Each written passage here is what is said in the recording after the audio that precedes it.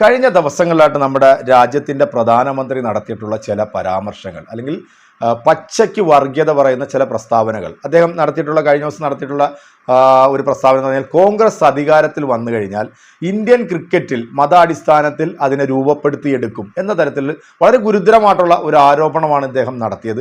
അതിനുശേഷം പല വർഗീയപരമായിട്ടുള്ള പ്രസ്താവനകൾ നടത്തിയിരുന്നു. കോൺഗ്രസ് ഹിന്ദുമത വിശ്വാസങ്ങളെ ഇല്ലാതാക്കും, ഇവിടെ മുസ്ലിങ്ങൾക്ക് തൊഴിൽ കോട്ട നൽകുമെന്നൊക്കെ വളരെ ഗുരുതരമായിട്ടുള്ള ചില പ്രസ്താവനകളാണ് ഇപ്പോൾ ഈ രാഷ്ട്രീയ പൊതുവേദികളിൽ ഈ ജനങ്ങളോട് തുറന്നു പറഞ്ഞുകൊണ്ടിരിക്കുന്നത്. സത്യം പറയുകയാണെന്നുണ്ടെങ്കിൽ നരേന്ദ്രമോദിയും അമിത്ഷായും BJP ഒക്കെ ഭയന്ന് തുടങ്ങിയിരിക്കുന്നു. കാരണം മുമ്പ് കണ്ട ഒരു ഇന്ത്യ സഖ്യത്തെ അല്ല, അല്ലെങ്കിൽ മുമ്പ് കണ്ടിട്ടുള്ള ഒരു പ്രതിപക്ഷത്തെ അല്ല ഇപ്പോൾ ഇവർ നേരിടുന്നതെന്നുള്ളത് അവർക്ക് വളരെ വ്യക്തമായിട്ട് ബോധ്യമായിട്ടുണ്ട്. അതുകൊണ്ട് തന്നെയാണ് ഇതേവരെ ഒരു വേദിയിലും അംബാനിയുടെയും അദാനിയുടെയും പേര് പറയാത്ത പ്രധാനമന്ത്രി കഴിഞ്ഞ ദിവസങ്ങളിൽ കോൺഗ്രസിന് കോടിക്കണക്കിന് രൂപ ട്രക്കുകളിലാട്ടൊക്കെ ഇങ്ങനെ ഇവർക്ക് എത്തിച്ചിട്ടുണ്ട് എന്ന് പറഞ്ഞത് ബാലിശമായിട്ടുള്ള ഒരു പ്രസ്താവനയാണ് ഈ നരേന്ദ്രമോദി നടത്തി. എല്ലാ സംവിധാനങ്ങളും കയ്യിലുള്ള പ്രതിപക്ഷത്തെ അടിച്ചമർത്താൻ ശ്രമിക്കുന്ന ഈ ഭരണാധികാരി പറഞ്ഞിട്ടുള്ള ഈ വർഷത്തെ ഏറ്റവും വലിയൊരു കോമഡി ആയിട്ടാണ് സത്യത്തിൽ എനിക്കത് തോന്നിയത്. കാരണം ഇത്രയും വലിയ സംവിധാനങ്ങളൊക്കെ ഉണ്ടായിട്ട് എന്തുകൊണ്ട് ആ ട്രക്ക് പിടിച്ചെടുക്കാൻ പറ്റിയില്ല, അല്ലെങ്കിൽ എന്തുകൊണ്ട് ഈ അദാനിയുടെ അംബാനിയുടെ അടുത്തേക്കും EDനെയും CBIയും പോലുള്ള ആൾക്കാരെ ഇവർക്ക് വിടാൻ സാധിക്കുന്നത്? കാരണം ഏറ്റവും കൂടുതൽ ഈ ഇലക്ട്രൽ ബോണ്ടിനെ കുറിച്ച് പറയുകയാണെന്നുണ്ടെങ്കിൽ ഏറ്റവും കൂടുതൽ പണം എത്തിയിരിക്കുന്നത് BJPയുടെ അക്കൗണ്ടുകളിലേക്കാണ്. അത് കോടിക്കണക്കിന് രൂപയാണ്. എല്ലാ പാർട്ടികൾക്കും ഇലക്ഷൻ വരുമ്പോഴത്തേക്ക് പല പ്രമുഖന്മാരും കാശ് കൊടുക്കും. ഇന്ന് ഇന്ത്യ രാജ്യത്തിൻ്റെ ഒരു അവസ്ഥ എന്താണ്? എല്ലാം വിറ്റ് തൊലച്ച് അവസാനം ഇനി ഉള്ളതെന്ന് പറഞ്ഞാൽ നമ്മളെ മാത്രമേ ഉള്ളൂ ഇനി വിൽക്കാനായിട്ട്. അതും ഈ 2024 ലോക്സഭാ തെരഞ്ഞെടുപ്പ് കഴിഞ്ഞ് നമ്മുടെ രാജ്യം ഭരിക്കാനായിട്ട് ഇനി BJP ആണ് വരുന്നതെങ്കിൽ ഇവിടെയുള്ള ഓരോ പൗരനെയും അവർ വിറ്റ് തൊലക്കും എന്നുള്ള കാര്യത്തിൽ യാതൊരു സംശയമില്ല. എന്താണെങ്കിലും ഈ ഒരു വിഷയവുമായിട്ട് ബന്ധപ്പെട്ട് നമ്മുടെ 24 ചാനലിനകത്ത് കഴിഞ്ഞ ദിവസം നടന്നിട്ടുള്ള ഒരു ഗംഭീരമായിട്ടുള്ള ചർച്ച, ഇതിനകത്ത് നമ്മുടെ BJPയുടെ വ്യക്താവായിട്ടുള്ള പപ്പുമോനെ കുറിച്ചിട്ട് നിങ്ങൾക്ക് അറിയാലോ അല്ലേ? കാരണം വായെടുത്താൽ വിവരക്കേടും തെമ്മാടിത്തരവും തെണ്ടിത്തരവും മാത്രം പറയാൻ ചാനലിനകത്ത് വന്നിരിക്കുന്ന ഒരു വൃത്തികെട്ട ഒരു മനുഷ്യനാണ്. BJPയുടെ ഒരു വ്യക്താവുമായിട്ട് നടന്നിട്ടുള്ള ഒരു ചർച്ചയുടെ ഒരു പ്രധാന ഒരു ഭാഗം. ഇതിനകത്ത് ഇദ്ദേഹം പറയുന്ന ചില കാര്യങ്ങളുണ്ട്, അത് നിങ്ങളൊന്ന് കേട്ടു. കാരണം ഇവർക്ക് എത്രത്തോളം തരം താഴാൻ പറ്റും വാർത്ത എൻ്റെ പ്രിയപ്പെട്ട പ്രേക്ഷകരെ ഒന്ന് കണ്ടുവെക്കുക. അതിനകത്ത് ഹാഷ്മിയും ഈ AAPയുടെ വ്യക്താവായിട്ടുള്ള ഇദ്ദേഹവും എടുത്തിട്ട് വലിച്ച് ഭിത്തിയിൽ ഒട്ടിക്കുന്ന ഒരു കിടിലൻ വീഡിയോ തന്നെയാണ്. ഈ വീഡിയോ കണ്ടതിന് ശേഷം നിങ്ങളുടെ വിലയേറെ അഭിപ്രായങ്ങളും കമൻറ്റുകളും അറിയിക്കുക. അപ്പോൾ നമുക്ക് നേരെ എന്തായാലും ആ വീഡിയോ ഒന്ന് കണ്ടു നോക്കാം. എത്രത്തോളം ഉണ്ട് ഈ പറയുന്ന വ്യക്താക്കളുടെയൊക്കെ ആ സ്റ്റാൻഡേർഡും ക്വാളിറ്റി എന്നുള്ളത് നമ്മൾ പലവട്ടം കണ്ടിട്ടുണ്ടെങ്കിലും ഒന്നുകൂടെ ഒന്ന് കാണാം. പോവാം. തെരഞ്ഞെടുപ്പിന്റെ 1ാം ഘട്ടം മുതൽ നോക്കൂ, മോദി പറഞ്ഞ വാക്കുകൾ നോക്കൂ, അതിനോട് പ്രതിപക്ഷം സ്വീകരിച്ച സ്ട്രാറ്റജി നോക്കൂ. എന്ന് പറഞ്ഞാൽ പിടിവിട്ട് അങ്ങേയറ്റത്തെ പച്ചവർഗീയത. എന്താണ് ഏറ്റവും ഒടുവിൽ എന്താണ് ഇന്ത്യൻ ക്രിക്കറ്റ് ടീമിനെ പോലും മതാടിസ്ഥാനത്തിൽ കോൺഗ്രസ് വന്നാൽ പണിഞ്ഞെടുക്കും എന്നൊക്കെയുള്ള വിടുവായത്തരത്തിന് പോലും രാഹുൽ ഗാന്ധി മറുപടി പറഞ്ഞിട്ടില്ല. ആ കുഴിച്ച കെണിയിൽ പോയി വീണിട്ടില്ല. അതെന്തുകൊണ്ടാണ്? കാരണം മോദി അറ്റാക്കിൽ നിന്ന് മാറി നിൽക്കുകയാണ് പ്രതിപക്ഷം. അവർ യഥാർത്ഥ ജീവൽ പ്രശ്നങ്ങളിലേക്ക് മാത്രം ശ്രദ്ധ കേന്ദ്രീകരിച്ച് അങ്ങനെ പ്രചരണം കൊണ്ടുപോകുമ്പോൾ വീണ്ടും മോദി സെൻട്രിക് ആക്കാൻ BJP കൊടുക്കുന്ന ആയുധം കൂടിയാകുമോ വിനോദ് മാത്യു ഇന്നത്തെ കെജ്രിവാളിന്റെ പ്രസംഗം? ഒരിക്കലുമില്ല. മോദി വിഷം ചീറ്റുന്ന ഒരു മാരക പാമ്പാണ്. നമ്മൾ കണ്ടുകൊണ്ടിരിക്കുകയല്ലേ. അപ്പം അങ്ങ് തന്നെ സൂചിപ്പിച്ചു ക്രിക്കറ്റ് ടീമിനെ പറ്റി. ഇയാളൊരു കാവട്യ വീഡിയോ നമ്മുടെ മുമ്പിലില്ലേ? നരേന്ദ്രമോദി എന്ന് പറയുന്ന ഈ വർഗീയവാദിയായ മനുഷ്യൻ, ഇന്ത്യ കണ്ട ഏറ്റവും വർഗീയവാദിയായ പ്രധാനമന്ത്രി ക്രിക്കറ്റ് കളി തോറ്റ സമയത്ത് ഡ്രസ്സിംഗ് റൂമിൽ പോയി മുഹമ്മദ് ഷമിയെ കെട്ടിപ്പിടിച്ച് തലോടി ആശ്വസിപ്പിക്കുന്ന രംഗം നമ്മൾ കണ്ടതല്ലേ? കാവട്യമായിരുന്നില്ലേ? അതേ മോദിയല്ലേ സംസാരിച്ചിട്ട് പറഞ്ഞ കോൺഗ്രസ് അധികാരത്തിൽ വന്നാൽ മത അടിസ്ഥാനത്തിൽ തെരഞ്ഞെടുപ്പ് നടത്തുന്നത്? അപ്പോൾ വർഗീയവാദിയായ മനുഷ്യൻ, ആ വർഗീയവാദിയായ മനുഷ്യൻ, ആ വിഷം ചീറ്റുന്ന മനുഷ്യന് ആന്റീവനം കൊടുത്ത് ഒതുക്കുക എന്നുള്ളത് പൊളിറ്റിക്സിൽ ഭാഗമാണ്. ആ ആന്റീവനം മനോഹരമായി കൊടുക്കാൻ കേജ്രിവാൾ ശ്രമിക്കുന്നു എന്നാണ് ഒന്നാമത്തെ പോയിന്റ്. പിന്നെ രണ്ടാമത്തെ BJP പ്രതി വന്നിട്ട് ആദ്യം പറഞ്ഞൊരു വൃത്തികെട്ട ഡയലോഗുണ്ട്. എന്താണ്? ഈ 20 സീറ്റിലാണ് കേജ്രിവാളും ആം ആദ്മിയും മത്സരിക്കുന്നത്. 20 സീറ്റിൽ മത്സരിക്കുന്ന പാർട്ടിയോടൊക്കെ ഞങ്ങൾ എന്തും മറുപടി പറയാനാണ്? കിറുക്കങ്ങാണ്ടായതാണ്. ചൂടുകൂടി കിറുക്കായി. ഇപ്പം കേജ്രിവാൾ വന്നപ്പോൾ കിറുക്ക് മൂത്ത് വട്ടായി എനിക്ക് തോന്നുന്നു. അതായത് 5 വർഷം 5 MP-മാർ 2 MP-മാരിൽ നിന്ന് 272 മാജിക് നിങ്ങളുടെ സമയത്ത് പറഞ്ഞാൽ മതി.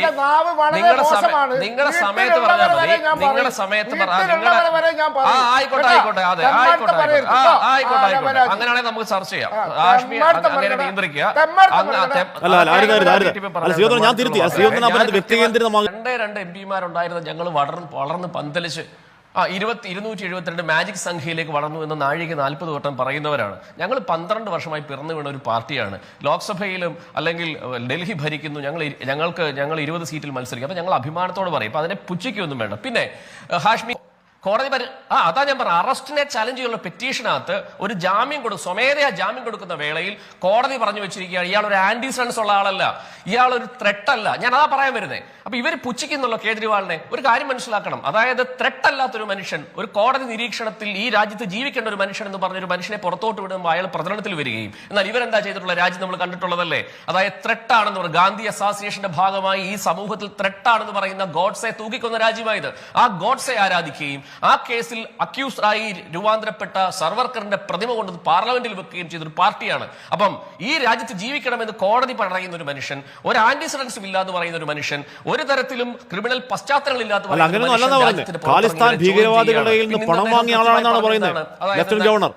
തീവ്രവാദിയുടെ കാര്യം നമുക്ക് പറഞ്ഞു പോകാം. അതായത് പന്നു എന്ന് പറയുന്ന ഖാലിസ്ഥാൻ തീവ്രവാദിയാണ് പറഞ്ഞത് 133 കോടി രൂപ ബുള്ളറെ മോചിപ്പിക്കാൻ വാങ്ങിച്ചു എന്ന്. പക്ഷെ പബ്ലിക് ഡൊമൈനിൽ ഒരു ലെറ്റർ ഉണ്ട്. അതായത് ഇവിടെ RP സിംഗ് എന്ന് പറയുന്ന ഇവരുടെ national spokes person, former MLA ആയ മനുഷ്യൻ, മകളുമൊത്ത് 2023 നവംബർ 26 ഈ വിമൽ കുമാർ സക്സേന എന്ന് പറയുന്ന ഇവരുടെ ലെഫ്റ്റനന്റ് ഗവർണറെ പോയി കണ്ട് കോൺസ്റ്റിറ്റ്യൂഷന്റെ ഭാഗമായി 160യുടെ ഭാഗമായി ഹ്യൂമാനിറ്റേറിയൻ കൺസർവേഷന്റെ ഭാഗമായി ഇദ്ദേഹത്തെ മോചിപ്പിക്കണം. അതായത് ഈ ബുള്ളർ എന്ന് പറയുന്ന 133 കോടി രൂപ വാങ്ങിച്ച് കേജ്രിവാൾ മോചിപ്പിക്കാൻ ശ്രമിച്ചു എന്ന് പറയുന്ന മനുഷ്യനെ മോചിപ്പിക്കണമെന്ന് ഇവരുടെ ആരോപണം മാത്രം, പന്നു എന്ന് പറയുന്ന ആളുടെ ആരോപണം മാത്രം. പക്ഷേ ഈ പബ്ലിക് ഡൊമൈനിൽ മാധ്യമങ്ങളുടെ കയ്യിൽ ആ കത്തുണ്ട്.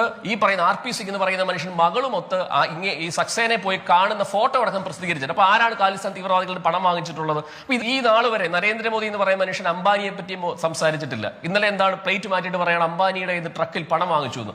ഇന്നലെ അതായത് നമുക്കറിയാലോ ഇന്ത്യയിലെ മാധ്യമങ്ങളൊക്കെ ശ്രദ്ധിക്കുന്നില്ല, സ്റ്റോക്ക് എക്സ്ചേഞ്ച് 333 പോയിന്റ് താഴേക്ക് പോയി. കാര്യം എന്താ?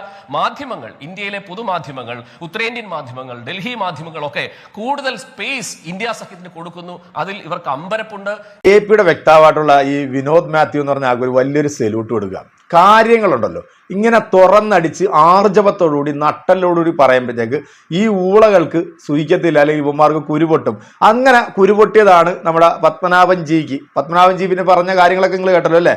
എൻ്റെ വാ മോശമാണ്, ഞാൻ വീട്ടിലിരിക്കുന്നവരെ വരെ പറയും. എന്തൊരു ധാർഷ്ട്യമാണ്, എന്തൊരു അഹങ്കാരമാണ്. ഈ അധികാരമുണ്ട് എന്നുള്ളതിൻ്റെ ഒരൊറ്റ തിണ്ണുമടക്ക് കൊണ്ട് മാത്രമാണ് ഇവനെപ്പോലുള്ള ഊളകൾ ഈ ചാനലിനകത്ത് വന്നിരുന്നുണ്ട് ഇങ്ങനെയുള്ള പരാമർശങ്ങൾ നടത്തുന്നത്. സത്യത്തിൽ ഇവനെയൊക്കെ ഓർക്കുമ്പോൾ ലജ്ജയാണ് തോന്നുന്നത്, ലജ്ജ തോന്നുവാണ് ഇതിനെയൊക്കെ ഓർക്കുമ്പോൾ. ഇങ്ങനെയുള്ള ചില ഊളകളൊക്കെയാണ് ഈ പ്രസ്ഥാനത്തിന്റെ വ്യക്താക്കളായിട്ടിരിക്കുന്നത്. എന്തായാലും നമുക്ക് ഇവരുടെയൊക്കെ സ്റ്റാൻഡേർഡും ക്വാളിറ്റിയും എത്രത്തോളം ഉണ്ടെന്ന് നമ്മൾ കണ്ടതാണ്. എന്താണെങ്കിലും കൃത്യമായ രീതിയിൽ പറയേണ്ട കാര്യങ്ങൾ ആർജവത്തോടുകൂടി അത് APയുടെ വ്യക്താവായിട്ടുള്ള ഈ വിനോദ് മാത്യു മുഖത്ത് നോക്കി പറഞ്ഞപ്പോഴത്തേക്ക് ആശാന് കുരുപൊട്ടിയെങ്കിൽ ഇനി കാണാൻ പോകുന്നത് ഇതൊന്നുമല്ല. ഇപ്പൊ കേജ്രിവാൾ പൂർവാധികം ശക്തിയോടെ ഡബിൾ സ്ട്രോങ്ങിലാണ് അദ്ദേഹം പുറത്തിറങ്ങിയിരിക്കുന്നത്.